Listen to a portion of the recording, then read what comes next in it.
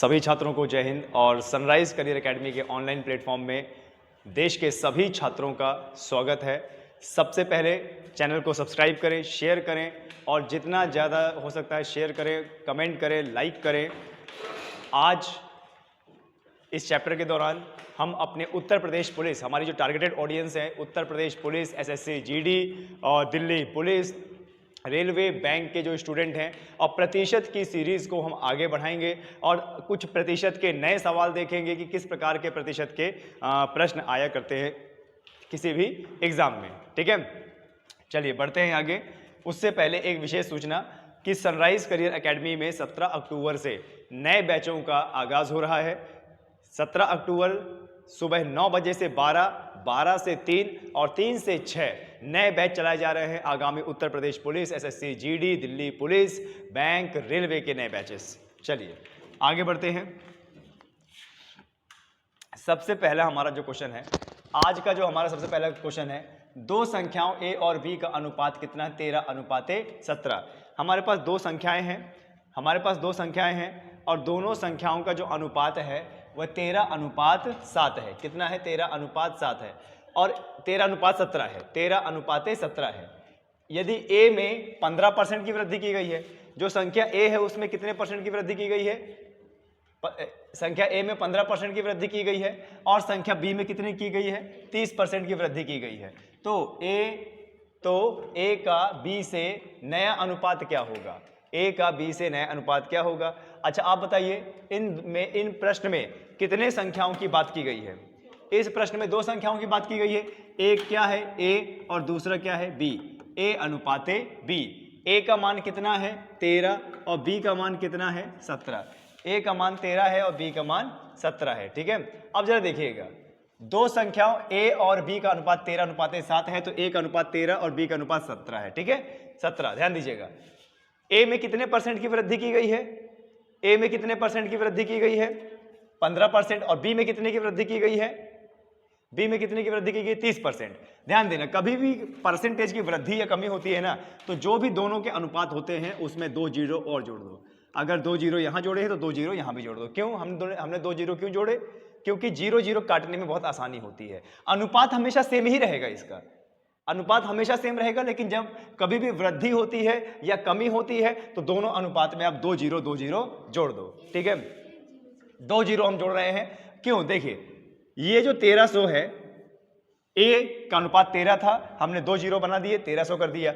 b का अनुपात 17 था, हमने 2 जीरो लगाए, 1700 कर दिया। अब देखो, a में कितने की वृद्धि हुई है? 15%। a में कितने की वृद्धि हुई है? 15%। और मैंने क्या बताया था, कभी भी अगर परसेंटेज की वृद्धि होती है, कभी भी अगर परसेंटेज की वृद्धि होती है तो 100 से जोड़ते हैं। a में कितने की वृद्धि हुई है? 15% की। 100 से जोड़ेंगे कितना हो जाएगा? 115। तो गुणे 115 बटे में कितना? 100। तो देखो, ये जीरो और ये जीरो काटने के लिए 2 जीरो लगाए थे हमने। ठीक है, तो दो जीरो काट दिया, खाली हमारे पास कितना बचा? 13 गुणे 115। और यहाँ पे अनुपाते, इसमें भी कितनी परसेंट की वृद्धि हुई है? जरा देखिए, कितने की? 30 की। अब 30% की यहाँ पे वृद्धि हुई है, तो 1700 में कितना गुणा कर देंगे? 130 और बटे में कितना? 100। अब देखो, 2 जीरो कट गया और यहाँ पे कितना बचा हमारा? 17:130। 17:130 यहाँ पे अनुपात कर लेते। अब जरा देखो ध्यान से, 13:115 है ना, और यहाँ पे 17 गुणे कितना? 13 गुणे 115 है, अनुपाते 17 गुणे कितना है? 130। अब जरा ध्यान से देखो, ये 115 है, ये 130 है। क्या ये 5 से कट सकता है? क्या ये 5 से कट सकता है? अगर 5 से कट सकता तो काट दो। देखो, 5 दूनाई 10 और 5 तिहाई 15। ये भी काटो, 5 दूनाई 10 और 5 छग 30। तो आपके पास एक नया अनुपात क्या हो गया? 13 गुणे 23 अनुपाते 17 गुणे 26। यही होगा ना? 17 गुणे 26 होगा ना? अब आप जरा बताइए मुझे, ये 13 है, ये 26 है, ये 13 है, ये 26 है, क्या कटेगा? 13 दुनाई 26। तो कितना आ गया? यहाँ पे खाली कितना बचा? 23 अनुपाते 17 दुनाई 34। यानी नया अनुपात क्या आ गया? 23:34। नया अनुपात क्या आ गया? 23:34। ठीक है, तो देखो क्या बोल रहा है वो, भाई ए को उसने कितना बढ़ाया 15%, बी को बढ़ाया 30%, इसके बाद इसके बढ़ाने के बाद जो नया अनुपात आया वो कितना है 23:34। तो हमेशा ऐसे ही प्रश्न को करना है। ध्यान दीजिएगा, कभी भी अनुपात में अगर परसेंटेज की बढ़ोतरी होती है या कमी होती है तो तुरंत उसमें 2 जीरो लगा देने हैं। 2 जीरो क्यों लगा देने, क्योंकि नीचे वाले जीरो आराम से कट जाएंगे। ठीक है, चलिए अगर इसको नोट डाउन करना चाहते हो तो नोट डाउन कर लीजिए। ठीक है, और अगर समझ गए हो तो वो अच्छी ही बात है। ठीक है, क्वेश्चंस आपको मैं सबके ग्रुप में डाल दूंगा, व्हाट्सएप कर दूंगा, तो आप लोगों को मिल जाएंगे। ठीक है,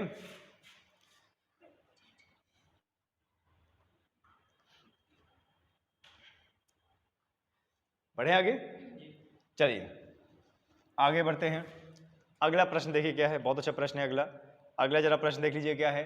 120 मशीनी पुर्जों के मोटर में से, बहुत अच्छे से पढ़ना, ये सब ये परसेंटेज के सवाल ऐसे होते हैं कि अगर आप इनको बहुत अच्छे से नहीं पढ़ेंगे तो आपको दिक्कत हो जाएगी, आपके एग्जाम में आते हुए भी गलत हो सकता है। तो जरा ढंग से पढ़िए इसको क्या बोल रहा है। 120 मशीनी पुर्जों के मोटर में से 5% पुर्जे क्या हैं, खराब है। भाई 120 मशीन के पुर्जे, पहली मशीन के पुर्जे कितने हैं 120, और 120 में से कितने खराब है 5%। ठीक है, दूसरा पढ़ते हैं। 80 मशीन पुर्जों के दूसरे मोटर में 10% पुर्जे क्या है, खराब है। 10% पुर्जे क्या है, खराब है। ठीक है, तो दोनों मोटरों को मिलाकर खराब मशीनी पुर्जों का प्रतिशत क्या है। देखिए यहां पर कितनी मशीनों की बात कर रहा है, 2 मशीनों की। पहले मशीन में कितने पुर्जे हैं 120, और दूसरे मशीन में कितने पुर्जे हैं 80। पहले मशीन में 120 पुर्जे हैं तो खराब कितने हैं 5%, दूसरे मशीन में 80 पुर्जे हैं तो खराब कितने हैं 10%। तो वो बोल रहा है कि दोनों मशीन को मिला के टोटल पुर्जे कितने खराब हैं, टोटल मशीन को मिला के पूरे पुर्जे कितने खराब हैं। तो देखो यहां पे पहली मशीन है, ये रही पहली मशीन, ये रही दूसरी मशीन। पहले करने का तरीका देख लीजिए, ये रही पहली मशीन, ये रहा दूसरा मशीन। पहले मशीन में कितने पुर्जे बताइए 120, और दूसरी मशीन में कितने पुर्जे 80। अब आप जरा बताइए पहले मशीन में कितने पुर्जे खराब हैं 5% ना, तो 120 का कितना परसेंट 5%। 0 से 0 कटा, 5 एकम 5, 5 दुनाई 10, और 2 छंग 12। तो ये कितना हो गया, ये कितना हो गया 6। यानी 120 में से कितने पुर्जे खराब हैं 6। पहली मशीन में से 120 में से 6 पुर्जे खराब हैं। अब देखो क्या बोल रहा है, दूसरी मशीन में 80 पुर्जे हैं, और 80 पुर्जे में कितने खराब हैं 10% खराब है ना, तो 80 का कितना 10%, तो 10/100। 0 से 0, 0 से 0 कितना आ गया 8। अब देखो पहली मशीन में कितने पुर्जे थे 120, दूसरे मशीन में कितने पुर्जे थे 80। तो 120 और प्लस 80 कितना हो गया टोटल 200 मशीनों को जोड़कर कितने पुर्जे हो गए, सॉरी दोनों मशीनों को जोड़कर कितने पुर्जे हो गए 200। अच्छा, पहली मशीन में 6 खराब हैं, दूसरी मशीन में 8 खराब है। 6 + 8 कितने हुए 14, यानी 200 में से कितने खराब हैं 14। और इन्हीं का हमें क्या निकालना है प्रतिशत, इन्हीं का हमें क्या निकालना है प्रतिशत। तो देखो 200 पुर्जे हैं, और 200 पुर्जे में से खराब कितने हैं 14। तो हम बोल सकते हैं क्या कि 14 पुर्जे खराब हैं कितने में से 200 में से, और प्रतिशत निकालना है तो गुणा क्या कर दो 100। तो 0 से 0 कटा, और 2 सत्ते 14, यानी कितने परसेंट 7% पुर्जे क्या है खराब है। 7% पुर्जे खराब हैं। ठीक है, चलिए एक बार और समझा दें, अगर एक बार और समझा देंगे तो आपको क्लियर हो जाएगा। ठीक है, ध्यान से देखना, सॉल्यूशन में यही रखूंगा, ध्यान से देखना कैसे किया है इसको। क्या बोला है 120 मशीनी पुर्जों, पहली मशीन है जिसमें कितने पुर्जे हैं 120, और 120 में से खराब कितने हैं 5%। दूसरी मशीन कितनी है 80 पुर्जे, दूसरी मशीन में कितने पुर्जे हैं 80 पुर्जे, और 80 पुर्जों में से कितने खराब हैं 10%। तो उसके बाद क्या बोला, दोनों मोटरों को मिलाकर मशीन के कितने प्रतिशत पुर्जे क्या हैं खराब है। तो देखो क्या हमने पहली मशीन थी ना, पहली मशीन में कितने पुर्जे 120, और खराब कितने हैं 5%। तो 120 का 5% निकाला तो कितना आया 6 आया, यानी 120 में से कितने पुर्जे खराब हैं 6। दूसरी मशीन में टोटल कितने पुर्जे हैं 80, और खराब कितने हैं 10%। तो 80 का 10% निकाला तो कितना आया 8। अब देखो टोटल कर दिया, टोटल पहली वाली मशीन में कितने पुर्जे थे 120, और दूसरी वाली में 80। तो 120 + 80 कितना हो गया 200। टोटल पुर्जे कितने हो गए 200, और टोटल खराब कितने हो गए, पहली वाली मशीन में कितने थे 6, दूसरी वाली मशीन में कितने हैं 8। 6 + 8 कितना 14। तो टोटल दोनों मशीनों को मिलाकर 14% 14 पुर्जे क्या हैं खराब हैं। क्या हो गया, अरे तो उसको हटाओ ना, कंटिन्यू कर दिया फिर चालू है। अच्छा, अब 200 में से कितने पुर्जे खराब है 200 में से कितने पुर्जे खराब है टोटल? 14। तो क्या हम बोल सकते हैं 14 पुर्जे खराब हैं 200 में से, और गुणे कितना? 100, क्योंकि हमें प्रतिशत निकालना था। अब 200 में से 100 कट गया, 14/2 बचा, 7% आ गया। ठीक है, ऐसे निकालना है। क्लियर है? कोई दिक्कत? आगे बढ़ते हैं। ये बहुत क्वेश्चन देखो, रेलवे जैसे, बैंक जैसे में और उत्तर प्रदेश पुलिस जैसे में ये प्रश्न बहुत पूछता है। ठीक है, ऐसे प्रश्न को जरा ध्यान से देखिएगा, बहुत अच्छा प्रश्न है। कैसे करेंगे? देखो क्या बोल रहा है क्वेश्चन, क्या बोल रहा है देखिए यहाँ पे, y में से y के x% को घटाने का अर्थ y को निम्नलिखित में से किससे गुणा करना होगा? बहुत अच्छा प्रश्न। देखो क्या बोल रहा है, y में से, जो y है, y में से y का x% क्या करेंगे? घटाएंगे। ध्यान से सुनिएगा, y में से y के x% को क्या करना है? घटाना है। तो इसका अर्थ y को निम्नलिखित में से किससे गुणा करना होगा? तो ऑप्शन क्या होगा? अच्छा देखिए, ये क्या बोल रहा है, समीकरण बनाना पड़ेगा ना इसमें, क्योंकि कोई नंबर तो दिया नहीं है। इसमें क्या बोला गया है कि y में से क्या घटाना है? y का x%, यानी y का मतलब गुणा x% मतलब x बटे, यही आएगा ना। तो देखो कितना हो जाएगा, y माइनस वाई एक्स गुणा हो जाएगा, बटे में कितना आ जाएगा? 100। अब देखो यहाँ भी y है, आगे भी y है ना, तो y क्या हो जाएगा? कॉमन। y क्या हो जाएगा? कॉमन। तो y को हमने बाहर निकाल लिया, तो अंदर यहाँ पे क्या बचा? 1, और यहाँ पे क्या बचा? x, और बटे में कितना आ जाएगा? 100। तो उसने बोला है कि y को किससे गुणा करना होगा? तो y को किससे गुणा होगा? y को किससे गुणा करना पड़ेगा? 1 माइनस एक्स बटे 100। तो ऑप्शन के हिसाब से कौन सा है? C option. आए समझ में? क्लियर है? एक बार और समझाते। अच्छा एक बार और समझाते हैं। देखो क्या बोल रहा है, बहुत सिंपल है ये। क्या बोल रहा है? देखो क्वेश्चन, y में से y के x%, y में से y के x% को घटाने का अर्थ y को निम्नलिखित में से किससे गुणा करना है?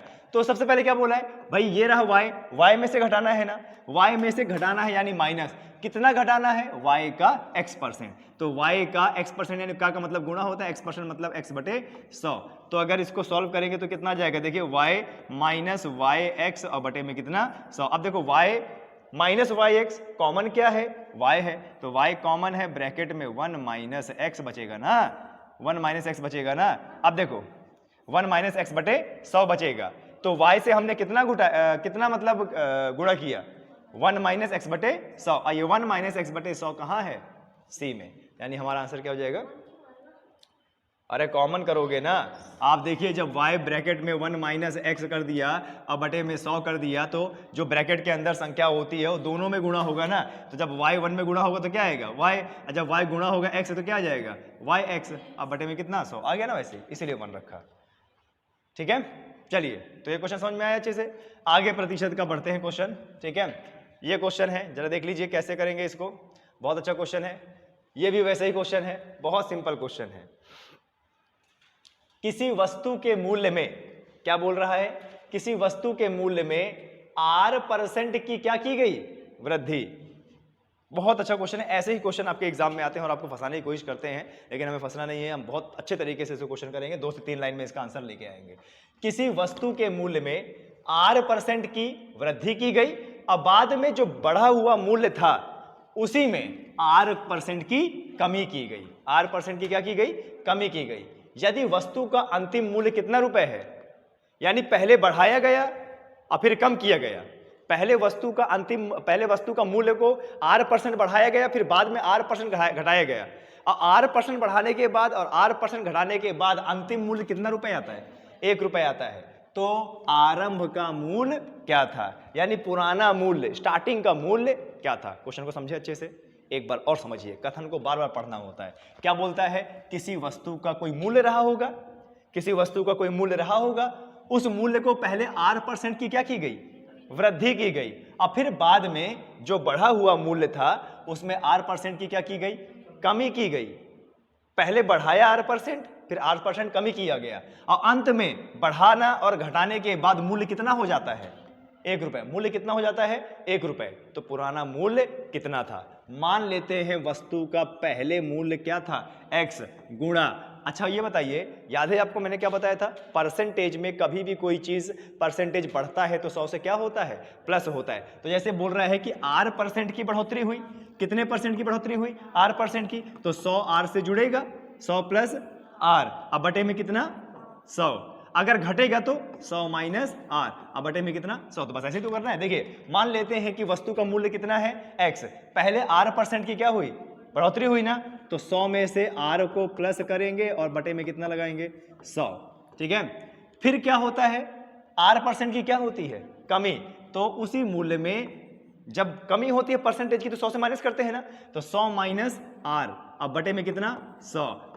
तो पहले बढ़ोतरी हुई यानी 100 प्लस R बटे 100, और फिर घटा यानी 100 माइनस R बटे 100, तो दो बढ़ने के बाद घटने के बाद कितना आता है, 1 रुपए। तो यहाँ पे 1 लिख देते हैं, ठीक है, तो यहाँ पे 1 लिख देते हैं।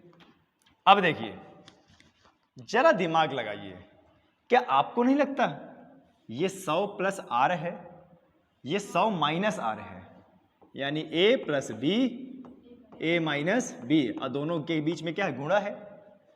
अगर A प्लस बी और A माइनस बी से गुणा होगा तो निष्कर्ष क्या निकलता है, A square minus B square. यहाँ पे A क्या है 100 और B क्या है R, तो क्या ऐसे नहीं आ जाएगा X गुणे ब्रैकेट में A का स्क्वायर और B का स्क्वायर ना, तो A क्या है 100 यानी 100 का स्क्वायर, माइनस B क्या है R यानी R का स्क्वायर, और बटे में ये 100 इस 100 से गुणा होगा तो कितना आ जाएगा 10,000 आएगा, अब बराबर में कितना था 1। अब जरा देखिए x बराबर में 100 का स्क्वायर होगा तो कितना आएगा, सॉरी गुणा, बराबर में नहीं होगा, ये बराबर में नहीं होगा, x गुणा 100 का स्क्वायर होगा तो कितना आएगा 10,000, माइनस R का स्क्वायर तो R का स्क्वायर ही रहेगा, अब बटे में कितना था 10,000 ना, अब बराबर में कितना था 1।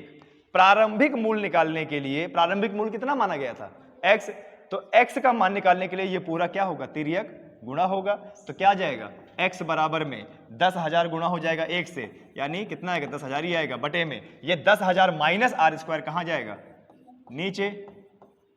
ये हमारा प्रारंभिक मूल्य है, कौन सा ऑप्शन मेल खा रहा है, हाँ डी मार्क है, तो डी हमारा क्या है आंसर है। आप लोगों को समझ में आया कैसे किया है, या एक बार और समझा दूं, बताएं। अगर आप लोगों को समझ में नहीं आया है तो मैं एक बार इसको और समझा देता हूं। आ गया, चलिए क्वेश्चन लिख लिया था, ठीक है, चलो क्वेश्चन तो भेज देंगे आपको, मिल जाएगा, ठीक है। तो ऐसे इस प्रकार का क्वेश्चन करना है, आगे बढ़ते हैं। इस क्वेश्चन को जरा देखिए, बहुत अच्छा क्वेश्चन है।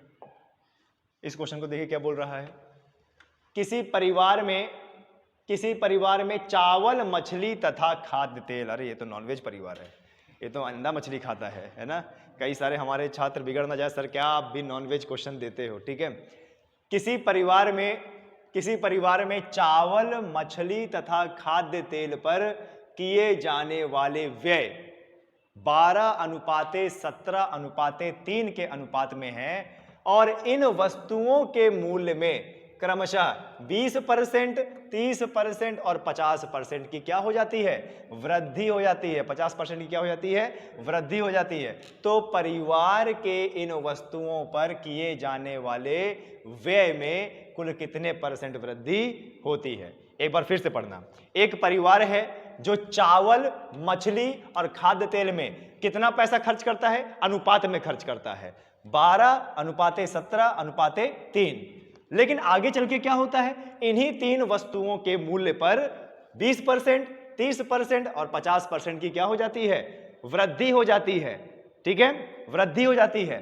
तब परिवार इन वस्तुओं पर किए जाने वाला जो खर्च है उसमें कितने % की बढ़ोतरी होती है। देखो इसमें टोटल कितने चीजों की बात कर रहा है, चावल, मछली और खाद्य तेल। चावल, मछली, तो देखो ये रहा क्या हमारा चावल, और ये रहा क्या मच्छी, और ये क्या रहा, सॉरी चावल है क्या, पहले चावल है ना, चावल मछली, अच्छा ओके सही तो कर रहे थे, चावल और क्या है मच्छी और क्या है तेल। अच्छा इनका अनुपात कितना है, ये अनुपात में है ना, अनुपात कितना है 12:17:3। मैंने आपको क्या बताया था, परसेंटेज में अगर अनुपात आए और उसमें अगर बढ़ोतरी होती है तो क्या जोड़ देना है, 0 जोड़ देना है ना।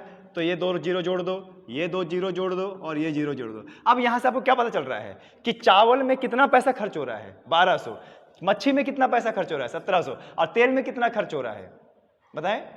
300। अच्छा, अब ये हमारे पास एक मूल्य आ गया, ठीक है। अब जरा देखो क्या बोल रहे हैं, इन वस्तुओं के मूल्य में क्रमशः 20%, 30% और 50% की क्या हो गई है? वृद्धि हो गई है। आप जरा बताएं, चावल के मूल्य में कितने परसेंट की वृद्धि हुई है? 20 ना, तो क्या कर देंगे इसको? 120, 120 बटे में 100 अनुपाते। फिर जरा देखिए आगे, देखिए फिर दूसरा आता है मछली। मछली के मूल्य में कितने परसेंट की वृद्धि हुई है? 30। तो कितना हो जाएगा? कितना हो जाएगा? 130 होगा ना, 130 बटे 100 अनुपाते।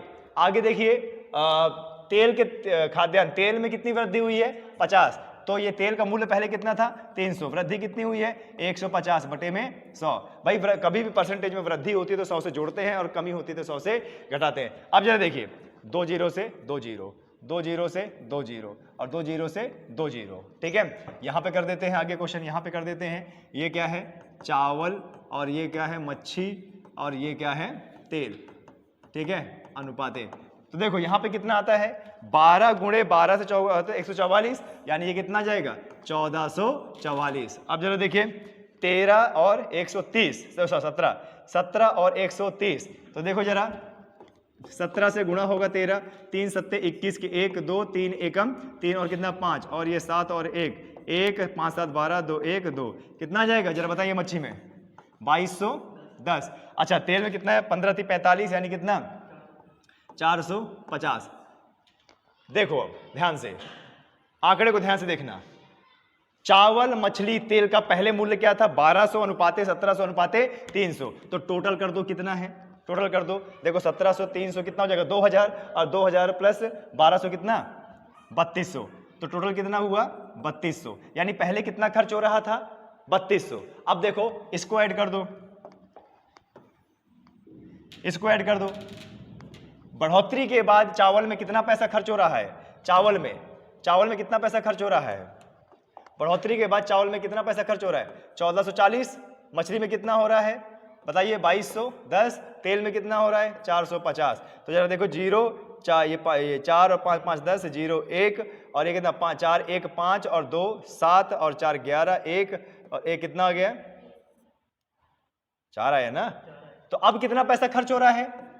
4100। जरा ध्यान दीजिएगा, चावल, मछली और तेल के मूल्य में पहले 3200 रुपए खर्च हो रहा था। पहले कितना खर्च हो रहा था? 3200 रुपए। अब बढ़ोतरी के बाद अब कितना खर्च हो रहा है? अब कितना खर्च हो रहा है? 4100। कितने का अंतर आया? कितने का अंतर आया बताइए जरा? 900 का अंतर आया ना। इन 3200 और 4100 में कितने का अंतर है? 900। अब जरा बताइए ये 900 मूल्य कितने में से बढ़ा है? 3200 में से ना। ये 900 मूल्य कितने में से बढ़ा है? 32। हमें क्या निकालना था? परिवार के इन वस्तुओं पर किए जाने वाले व्यय में कुल कितनी वृद्धि होगी। तो देखो वृद्धि कितने की हुई है? 900। अच्छा, परसेंट निकालने को बोला है क्या? नहीं, परसेंट निकालने को नहीं बोला। परिवार के इन वस्तुओं पर किए जाने वाले व्यय में कितने की वृद्धि हुई है? पहले कितना खर्च करते थे? 3200। अब कितना कर रहे हैं? 4100। कितने की वृद्धि हुई है? 900, है ना। तो ये हमारा आंसर है, 900 हमारा आंसर है जी। परसेंटेज में दिया तो परसेंटेज निकाल लो, कोई दिक्कत की बात नहीं है। देखिए जरा कितने की वृद्धि हुई है? टोटल 900 की ना। 900 की वृद्धि हुई है कितने में से? 3200 में से। तो ये लो 3200 कर दो, अगुणे कितना कर दो? 100। 2 जीरो से 2 जीरो कटा, और देखो ये 32 है और ये कितना है? 100 है। 4 से कटेगा ना, 4 से कटेगा ना। 4 अट्ठे 32 और 4 25 100। अब 25 नैया कितना होता है? 225। अब बटे में 8, ठीक है। 25 नैया 225 और बटे में 8, यानी 225 का भाग किससे देना है? 8 से। तो दे दो, यहां पे भाग दे दो, भाग दे देते हैं यहां पे, ठीक है। 225 का भाग किसे देना है? 8 से। 8 दुनाई 16, 22 में से 16 गया, कितना बचा? हाँ 6 बचा, और ये 5, 8 अट्ठे 64, 1 28 सही 1/8 है ऑप्शन में। 28 सही 1/8% की बढ़ोतरी हुई। 28 सही 1/8% की बढ़ोतरी हुई, ठीक है। ध्यान देना, ये क्वेश्चन थोड़े से बड़े होते हैं लेकिन करने का तरीका यही होता है, ठीक है। कभी भी अनुपात में अगर अनुपात दे रखा है, परसेंटेज बढ़ रहा है, ये कम हो रहा है, तो तुरंत उसको क्या कर दो? 2 जीरो बढ़ा दो, ठीक है। आया समझ में? अजय आ गया समझ में? ओके, चलो बढ़ते हैं। ये क्वेश्चन अब करते हैं। ये जरा क्वेश्चन देख लीजिए क्या है। कोई व्यक्ति अपनी आय का 75% भाग खर्च कर देता है। कोई व्यक्ति अपनी आय का 75% भाग खर्च कर देता है, उसकी आय 20% बढ़ जाती है। आय क्या है उसकी? 20% बढ़ जाती है और उसका खर्च भी 10% बढ़ जाता है। ध्यान दीजिएगा, कोई व्यक्ति अपनी आय का 75% भाग खर्च कर देता है और उसकी आय 20% बढ़ जाती है, तो उसका खर्चा भी 10% बढ़ जाता है। तो बताइए उसकी बचत में कितने परसेंट की वृद्धि होगी? उसके बचत में कितने परसेंट की वृद्धि होगी? ठीक है, देखिए मान लीजिए क्या है ये उसकी आय, अनुपात क्या बनेगा? आय और खर्च और बचत, है ना, यही तो बनेगा अनुपात, आय खर्च बचत। इसमें दो कंडीशन होती है, एक बढ़ोतरी से पहले वाले की और एक बढ़ोतरी के बाद वाले की। देखो क्या बोल रहा है, कोई व्यक्ति अपने आय का 75% भाग क्या कर देता है? खर्च कर देता है। अब हमें ये तो नहीं पता कि उसकी आय कितनी है, हमें नहीं पता उसकी आय कितनी है। मान लेते हैं उसकी आय कितनी है? 100%, और 100 में से 75 खर्च कर देता है, तो बचाता कितना है? 25, है ना। मान लेते हैं उसकी आय कितनी है? 100% में से खर्च कर देता है 75, तो बचता कितना है? 25। अब देखो क्या बोल रहा है, उसकी आय में 20% की क्या हो गई? बढ़ोतरी। उसकी आय में 20% की क्या हो गई? बढ़ोतरी। पहले आय कितनी थी? 100 में 20% की बढ़ोतरी होगी तो कितना आ जाएगा? 120। और क्या बोल रहा है, उसके व्यय खर्च में 20% की बढ़ोतरी हो जाती है। पहले उसका खर्च, हाँ बिल्कुल, व्यय का मतलब क्या होता है? उसकी आय में 20% की बढ़ जाती है और उसका जो खर्च है, अच्छा ये खर्च बोल रहा है ना, उसका जो खर्च है वो कितना बढ़ जाता है? 10%। पहले उसका खर्च कितना था? 75, 10% बढ़ गया, मतलब 110 बटे में कितना? 100। 0 से 0 काटा और ये 75 है ना, तो 75 को 11 से गुणा करेंगे तो कितना आएगा? 5 और 7 5 का 12 और 1 8, ठीक है, 885 बटे में 10, यानी अब उसका जो खर्च है वो कितना हो गया है? 882.5। अब आप जरा मुझे बताइए, अब उसकी आय कितनी हो गई है? 120। 120 में से खर्च कितना कर रहा है? 82.5। तो माइनस करो, 120 में से 82.5 खर्च कर रहा है,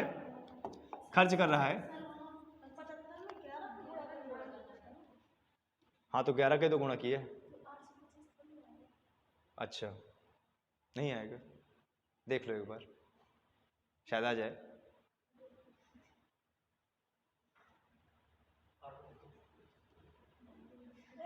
चलिए देखिए, उसकी आय जब 20% बढ़ गई तो उसका खर्चा कितना बढ़ गया? 10%। तो 10% मतलब 110, तो 75 का 110 कितना आ गया? 82.5। अब उसकी देखो आय 120 है, अब उसकी आय कितनी है? 120 है, अब खर्चा 10% बढ़ा तो कितना आ गया? 82.5। तो बचत कितनी होगी?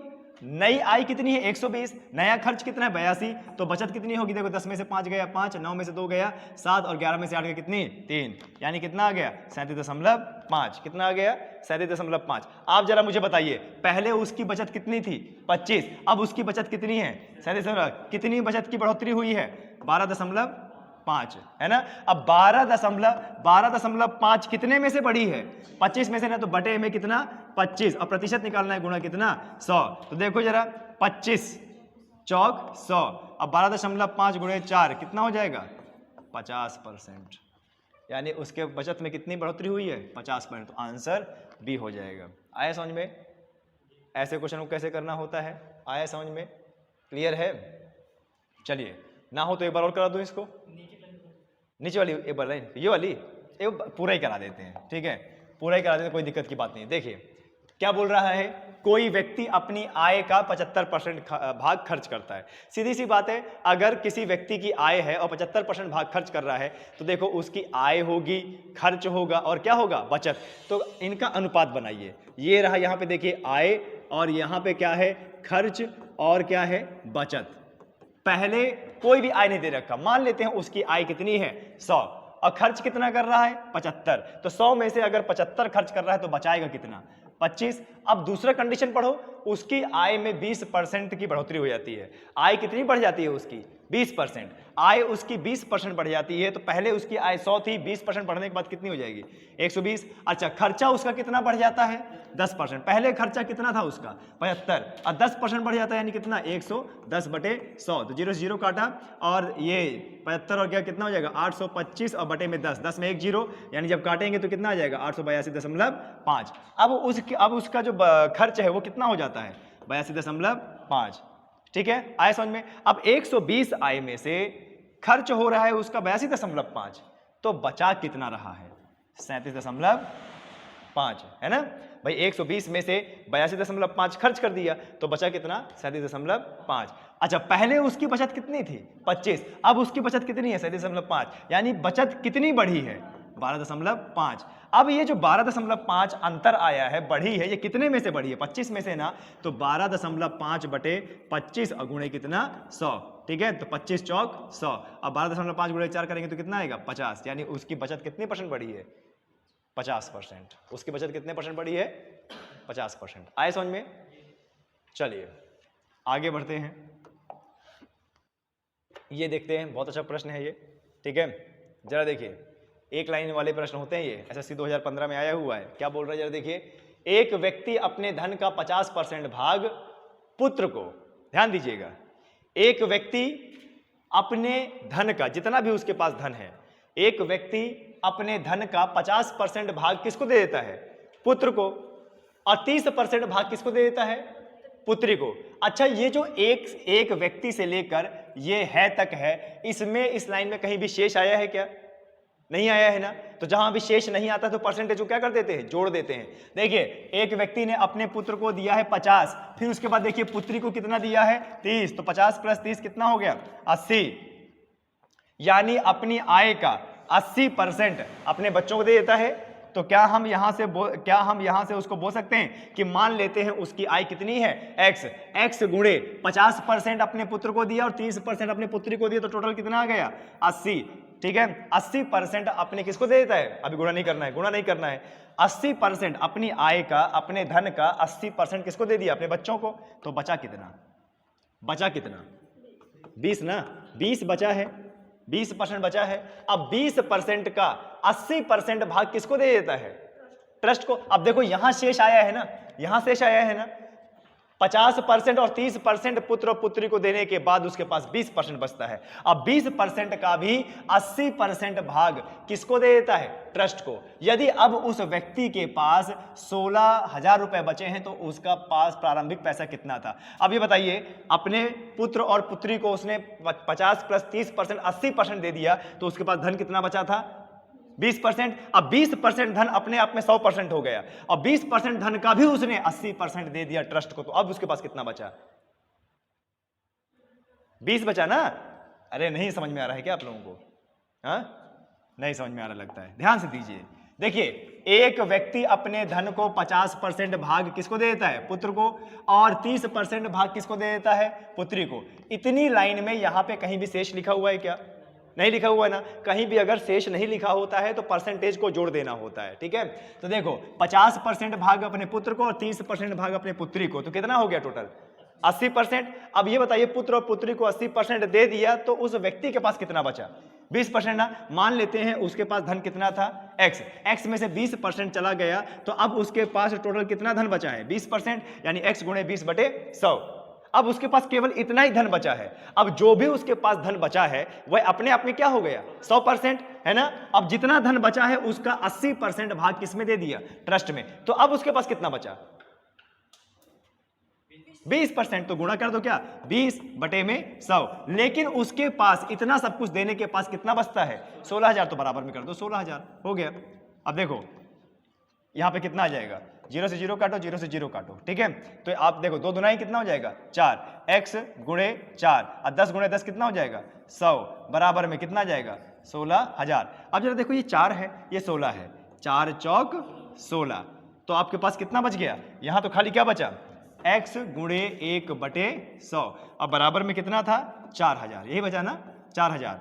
x का मान निकालने के लिए 100 का क्या करेंगे? तिर्यक गुणा। तो x बराबर में 4,000 गुणा कितना? 100। x बराबर में 4,000 में है, इसमें 2 जीरो और जोड़ दो, तो ये आ गया ना। कौन सा आंसर है?